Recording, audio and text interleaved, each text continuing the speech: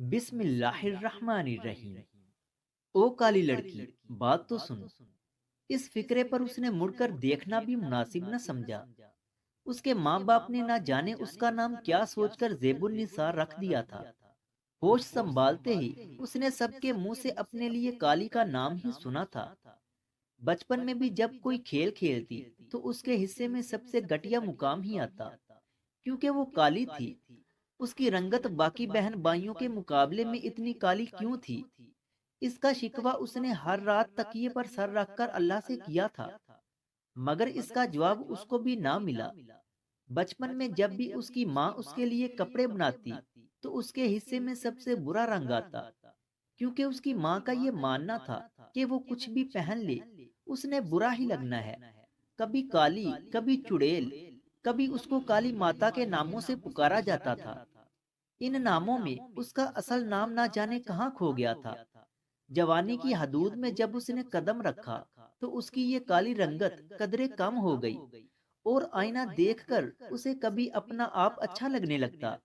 مگر اس کے باوجود بھی جو کوئی بھی عورت اس کے رشتے کے لیے آتی تو اس کی چھوٹی بہن کو پسند کر لیتی، اور اس کی کالی رنگت کی بنا پر اسے دھتکار دیا جاتا، یہاں تک کہ اس کی جوانی ڈھلنا شروع ہو گئی۔ تعلیمی میدان میں اچھی پوزیشن کے باوجود اس کی رنگت اس کے لیے ہر محاذ پر آڑے آتی رہی۔ اس نے تنگ آ کر مختلف کمپنیوں کی رنگ گورا کرنے والی کریموں کا استعمال بھی شروع کر دیا، جس کی وجہ سے اس کی رنگت میں کسی حد تک تبدیلی تو واقع ہو گئی، مگر وہ اب بھی اتنی گوری نہ تھی کہ وہ رشتے کے لیے آنے والی خواتین کو متاثر کر سکتی۔ اس کے ماں باپ کی بے شمار کوششوں کے باوجود آخر کار اس کا رشتہ ایک گھر میں طے ہو گیا۔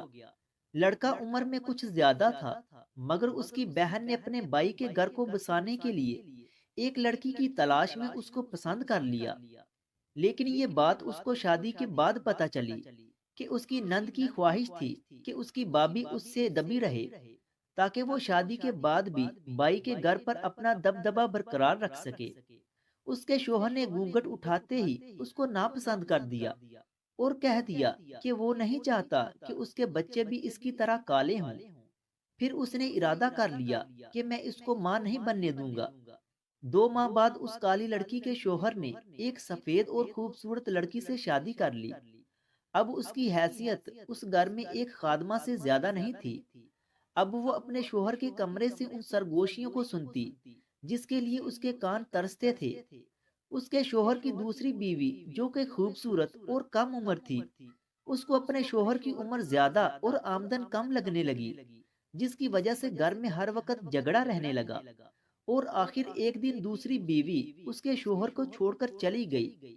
اب اس کا شوہر ایک بار پھر اس کے پاس آنا چاہتا تھا، اور اس کے کالے چہرے اور کالے نصیبوں کو رنگین کرنا چاہتا تھا، مگر اب اس کا یہ حوصلہ نہیں تھا کہ ساری عمر جس کالے رنگ کا تانا اس نے سنا اس کے بچے بھی یہ سنے۔